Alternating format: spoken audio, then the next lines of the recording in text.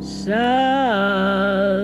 trees bear strange fruit.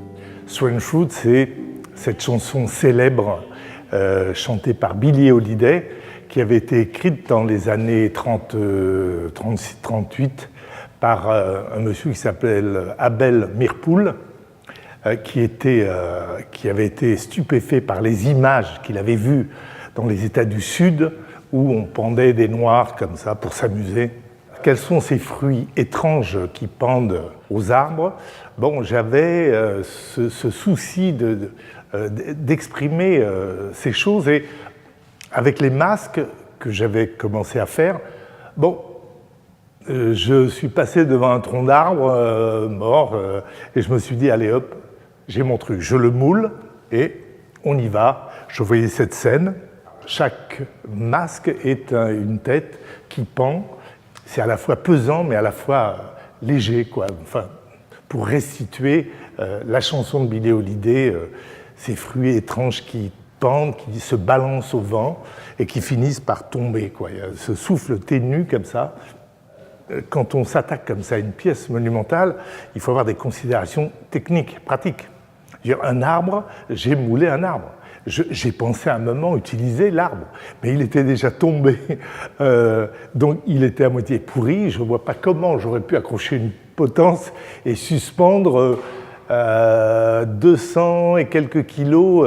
Non, à un moment, donc c'est pas grave, je moule et on est dans un trompe-l'œil, un trompe-sens. C'est un arbre, mais il est en bronze. Voilà, c'est là des ampoules que j'ai récupérées. Mais est-ce que je peux, qu'est-ce que je peux faire avec une ampoule en verre? Non, je ne peux que la mouler, la convertir en bronze. Et ce bronze, je vais le travailler pour une ampoule, 2 ampoules, 3, 4. J'en fais un masque, il est coulé en bronze. Et là, je peux tranquillement le souder avec mes chaînes et composer la pièce. Voilà. Mais je n'ai pas d'autre choix que de passer par ce trompe-l'œil, ce trompe-sens. Voilà.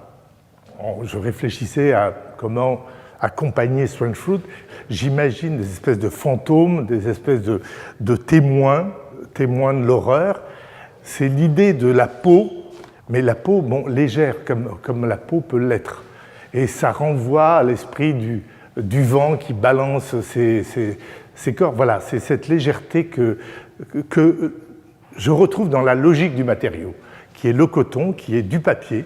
Alors c'est en même temps le relief, la sculpture, et c'est en même temps le dessin et la peinture, parce que je peux retravailler sur un support. Voilà, pour moi, il n'y a pas de frontière entre dessin, peinture, sculpture. Dans les différentes histoires que je raconte, il est essentiel pour moi que ça reste cohérent avec le travail premier. C'est le sol, c'est la peau des rues, c'est toujours l'eau, l'air, qui sont exprimés à travers ces matériaux. Voilà, il faut que ça reste cohérent. Il faut que ça reste les mots de mon vocabulaire. Donc Abbey Road, donc c'est cette grande fresque un peu là, qui était dans l'atelier et sur laquelle je travaille chaque hiver. Donc depuis quelques années, alors là c'est la première fois qu'elle sort. Et on est toujours dans le noir et blanc. On a Strange Fruit à côté, c'est la musique, c'est Billie Holiday, là on a les Beatles. Bon, voilà, j'appelle ça mes années beaux-arts. Quand ils se sont séparés, c'était terrible,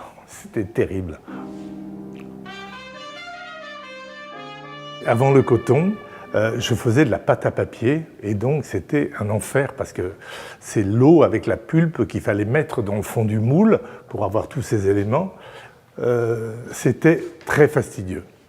Et donc c'est les années 84, avec Taoufik. Taoufik, c'est ce gamin qui malheureusement faisait du bruit avec ses petits camarades et qu'un monsieur exaspéré a tiré à la carabine comme un lapin. Voilà.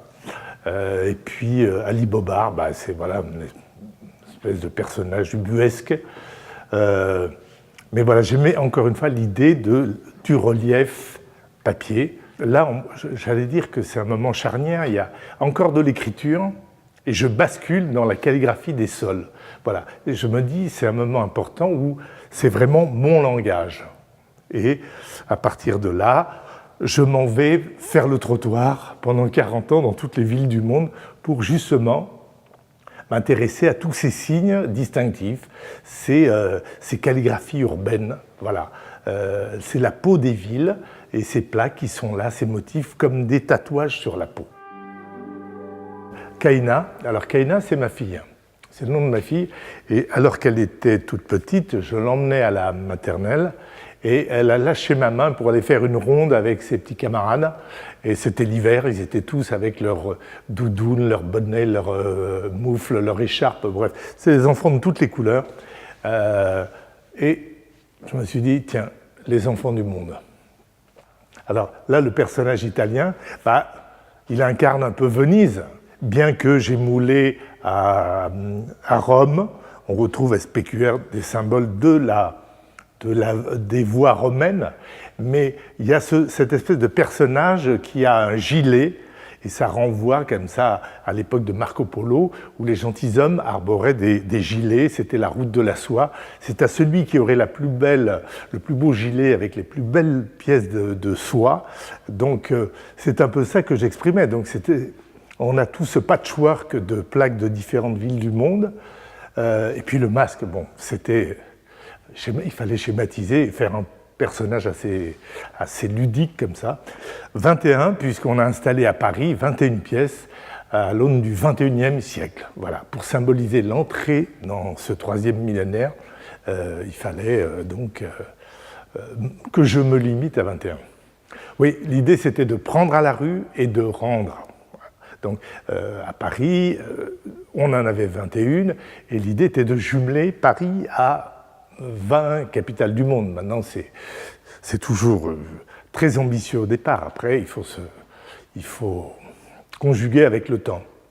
Il y a toute cette partie, je dirais, théâtrale du travail, parce que c'est la rue avec des curieux qui sont là. Qu'est-ce qui se passe? Un attroupement. On pense qu'il y a un accident. Mais non, c'est qu'un fou qui moule une plaque d'égout. C'est rien. Voilà, il y a cette dimension ludique et qui me plaît bien. Il faut savoir que dans l'histoire, les bronzes, dans l'Antiquité, les bronzes étaient peints, les marbres étaient peints, c'est très polychrome, comme les façades d'église. Et moi, j'avais envie de retrouver cet aspect ludique des enfants du monde. Et encore une fois, j'avais envie de redessiner comme un gamin prend ses feutres. Et puis, c'est important de retrouver toute cette dimension de peintre. Voilà. Je dirais qu'après avoir fait l'inventaire des sols, j'ai fait l'inventaire des murs. C'est toujours le côté anthropomorphe de l'objet. Quand je parlais des plaques d'égout qui deviennent ventre, qui deviennent une tête, là, l'interrupteur, c'était pour moi évident. C'était une espèce de personnage. Et le maître mot, pour moi, c'est la poésie. Voilà. On entre plus facilement dans une œuvre où il n'y a pas marqué « suivez le guide, voilà ce que j'ai voulu ». Non, si on n'a pas une émotion, il faut rester comme un petit enfant. On est émerveillé, on va sur une œuvre. Après, on est chacun capable d'analyser. On ne crée pas pour soi, on crée pour les autres. Donc à un moment, il faut se mettre un peu à la place des autres. C'est les vélos bipèdes. Je ne savais pas quoi faire d'une bicyclette. Et puis, tout y est passé dans l'œuvre originale. Elle s'appelle Lucie, elle est à la campagne. Alors je me dis pourquoi Lucie j'avais dû lire un article sur Lucie. Et puis là, les 3 singes qui rien vu, rien dit, rien entendu. Donc c'est toujours assez ludique de se retrouver avec des pièces comme ça. Une pédale, le garde-boue, enfin tout est vraiment un vélo. J'ai triché avec une louche que j'ai piquée à la cuisine pour faire la boîte crânienne. Ça m'a même amusé de me retrouver avec le nombril, le support de pompe au niveau du nombril. Hein. Donc d'un point de vue psychanalytique, ça m'a... Ou avec le frein, en guise de sexe.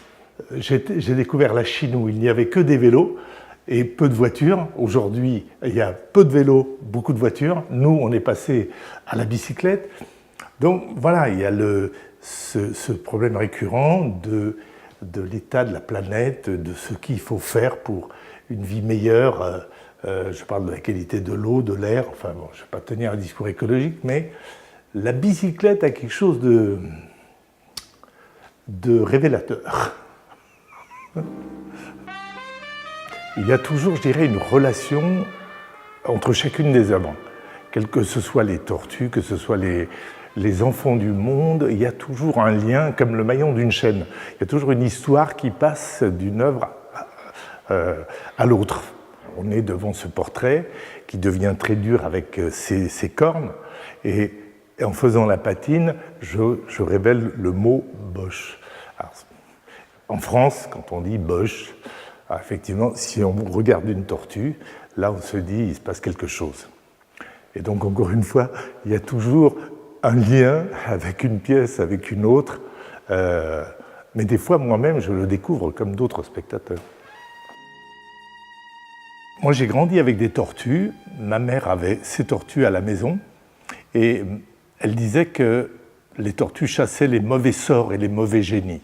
Je suis arrivé devant un casque militaire marché aux puces, je me suis dit, tiens, mes horreurs de la guerre. On a beau dire plus jamais ça, chaque époque a son lot de violence, de misère, à l'image du reptile qui hiberne et qui revient au printemps. Et c'est la raison pour laquelle j'ai fait ces installations donc, au Trocadéro, à Omaha Beach sur la plage, toujours à des dates très symboliques, 8 mai pour le Trocadéro, le 6 juin pour le débarquement à Omaha Beach. Et j'ai envie comme ça de faire un tour du monde parce que, encore une fois, aucun lieu n'a été épargné. Et encore aujourd'hui, j'aimerais porter ce message tout simple dans différentes capitales du monde. Je voudrais fabriquer 5000 tortues dans les différents modèles, l'allemande, l'anglaise, l'américaine, la russe, la française. Et on est en 2017, bientôt 2018, il va y avoir l'anniversaire de la drôle de guerre, de ce qu'on appelait la drôle de guerre. Mais voilà, je pense que je n'ai pas besoin de m'exprimer, c'est une histoire sans parole. Et arriver avec mes tortues sur différentes places du monde, que ce soit à Londres, à Bruxelles, à Copenhague, à New York, maintenant il faut dépasser les barrières administratives. Mais voilà, c'est le projet auquel je crois et pour l'année 2018, c'est ce qui me préoccupe.